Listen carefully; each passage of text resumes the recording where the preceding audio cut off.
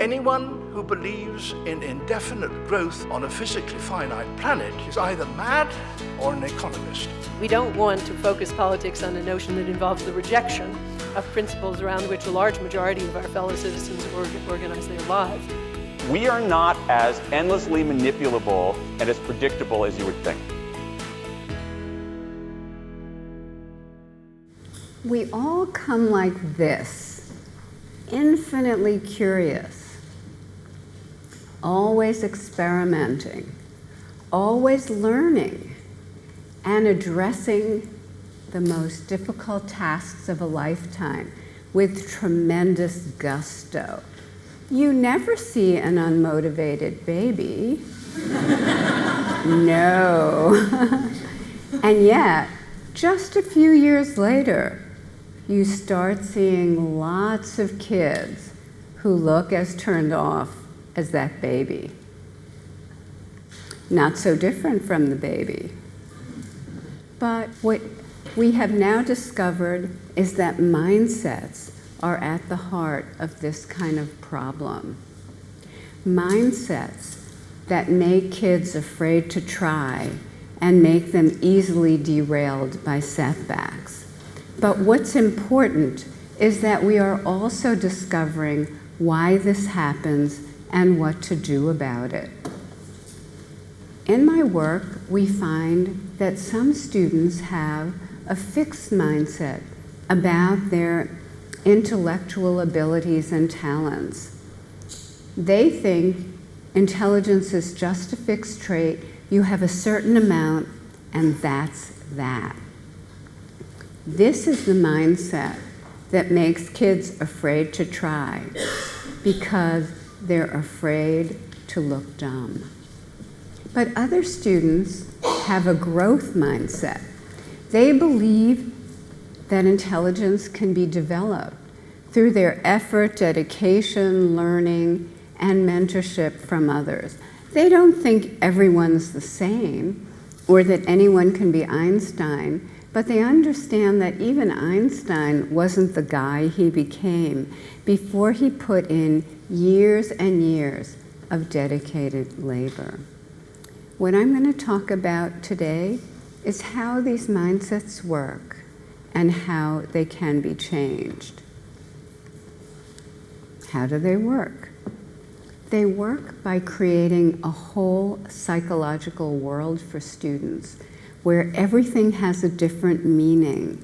And I'd like to take you through those worlds now in terms of 3 mindset rules. So if you're ready, here we go. I'm going to organize this by telling you about a study we did with hundreds of students making the transition to 7th grade.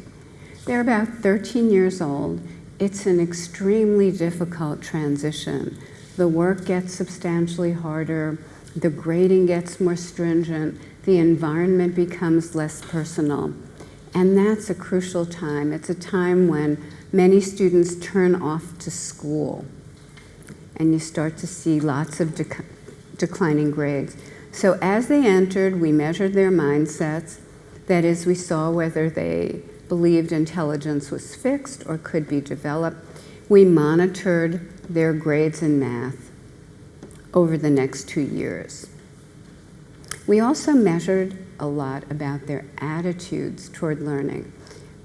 Now, look what happened. They had entered 7th grade with just about identical achievement test scores, but by the end of the first term, their grades jumped apart and continued to diverge over the next 2 years. The only thing that differed were their mindsets. Now, let's see why and how this happened. The first thing we found after the math grades was that they had completely different goals in school.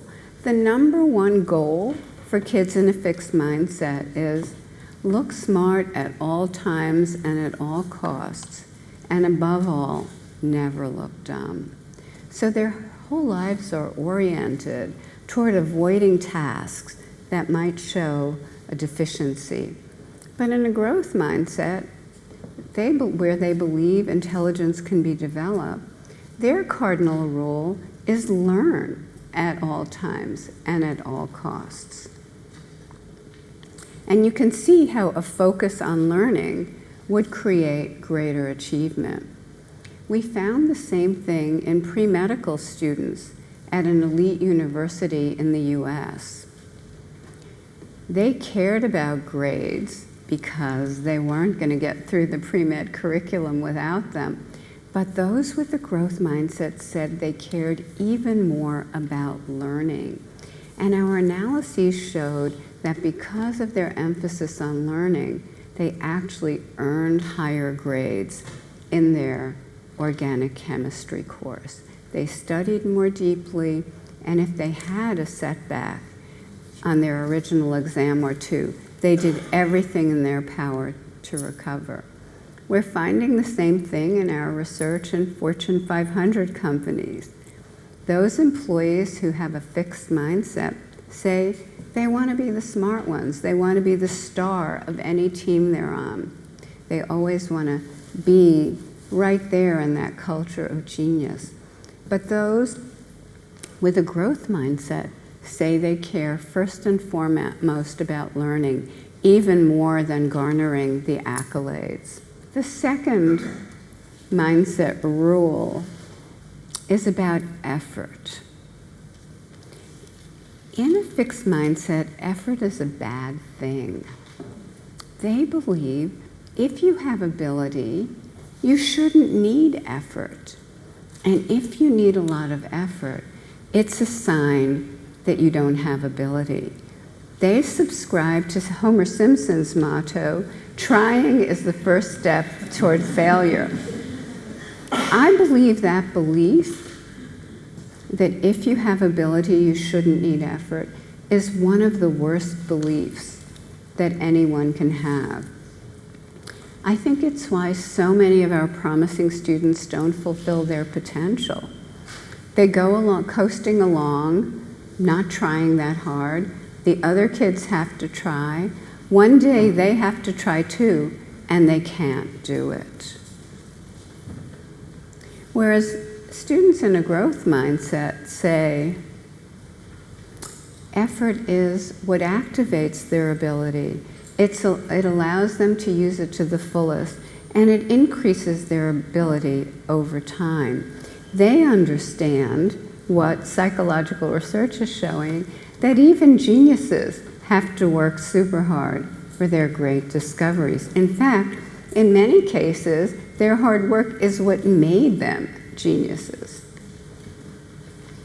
And rule number 3, in a fixed mindset, a setback or deficiency measures you and reveals your limitations in fixed ability. So what we find is that those students in a fixed mindset try to hide their mistakes or run from their mistakes, conceal their deficiencies. But those in a growth mindset think mistakes, setbacks, natural part of learning. It's what happens when you take on challenges.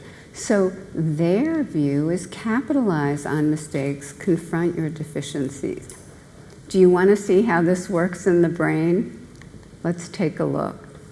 In this study by Jason Moser and his colleagues, they measured the electrical potential from the part of the brain where errors are processed.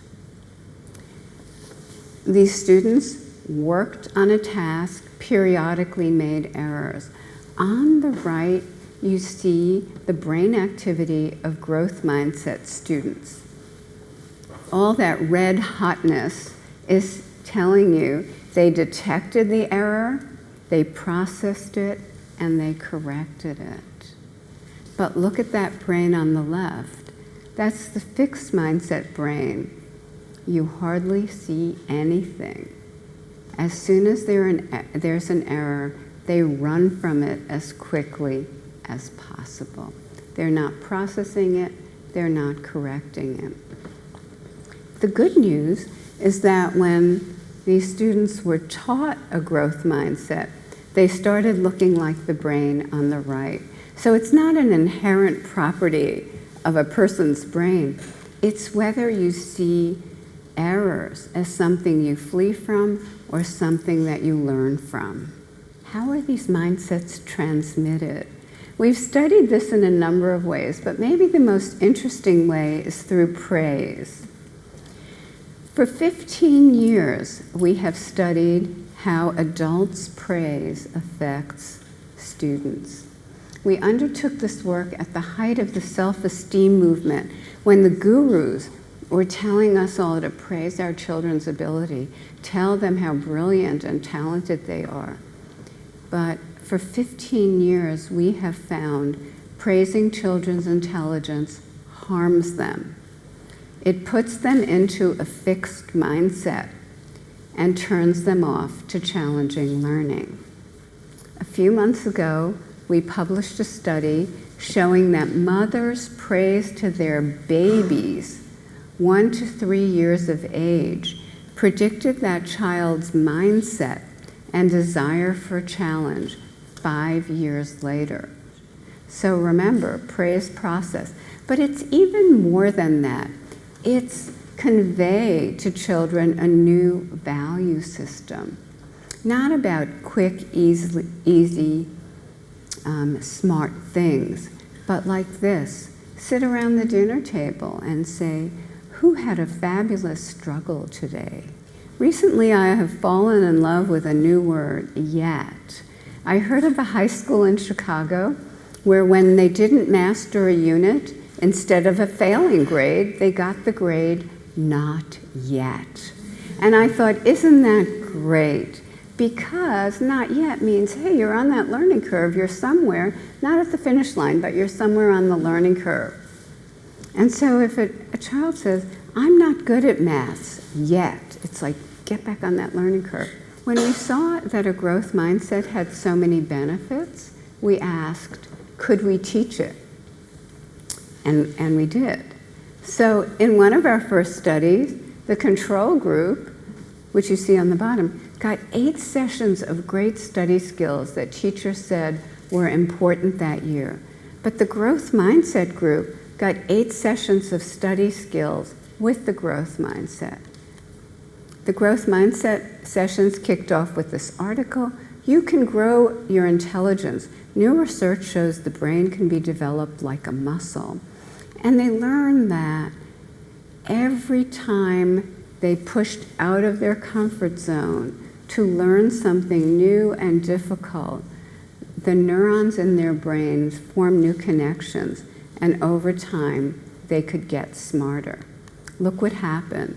The students who just learned the study skills, these are 7th graders already showing declining grades in math, those with just the study skills continue to show declining grades, but those who learned the growth mindset with the skills showed a sharp rebound in their grades.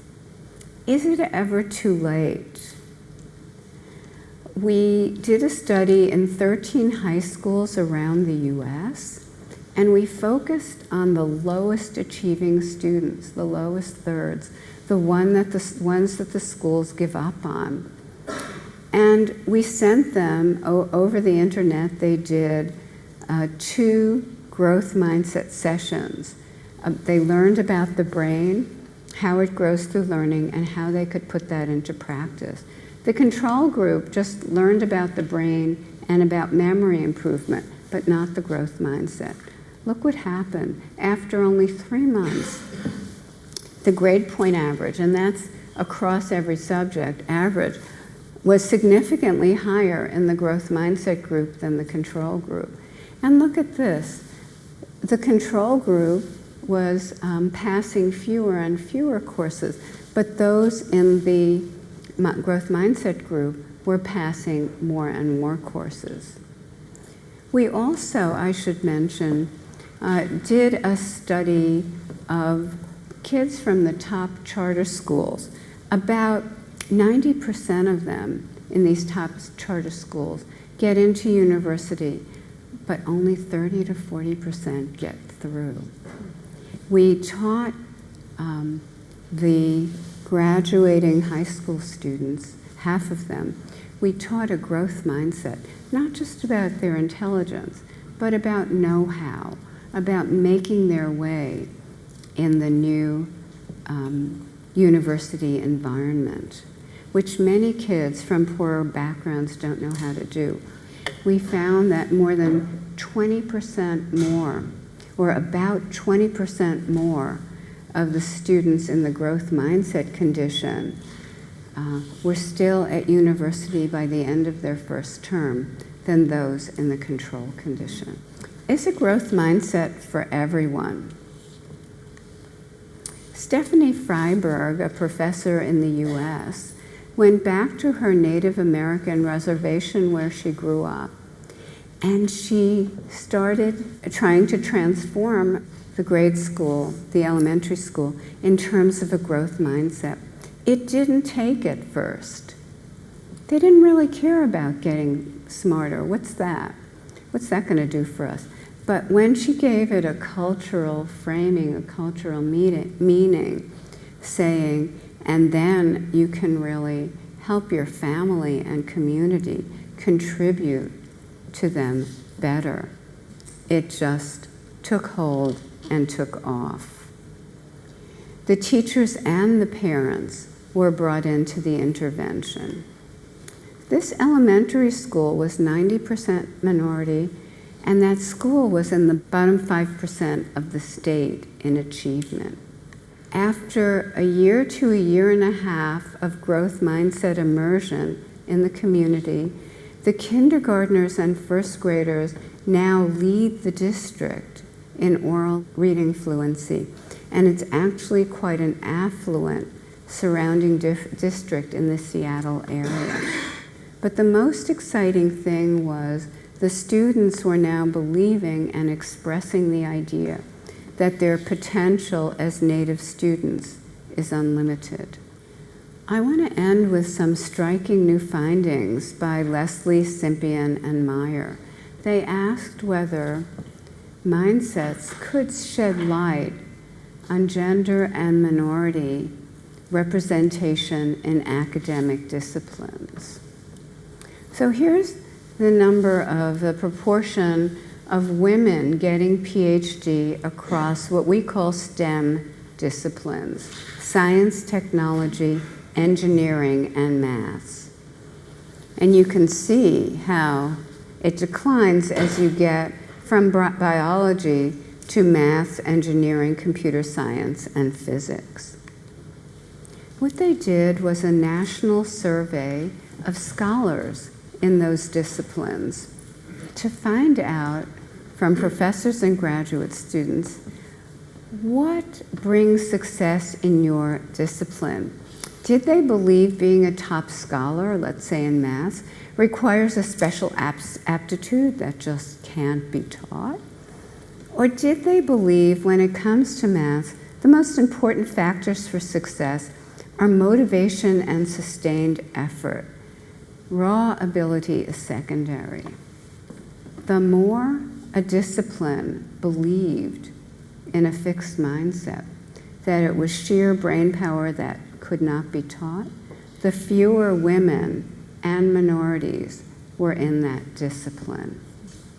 Conversely, the more they held a growth mindset, the more there were women and minorities in the discipline.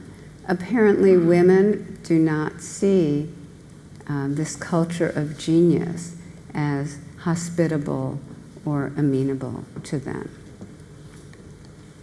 So in summary, growth mindset and growth mindset environments allow students to embrace learning and growth instead of worrying all the time, will they look clever or not? It allows them to understand that effort creates talent, rather than believing if you have talent, you shouldn't need effort. And it allows them to stay resilient in the face of setbacks instead of running from errors. And best of all, it can be taught.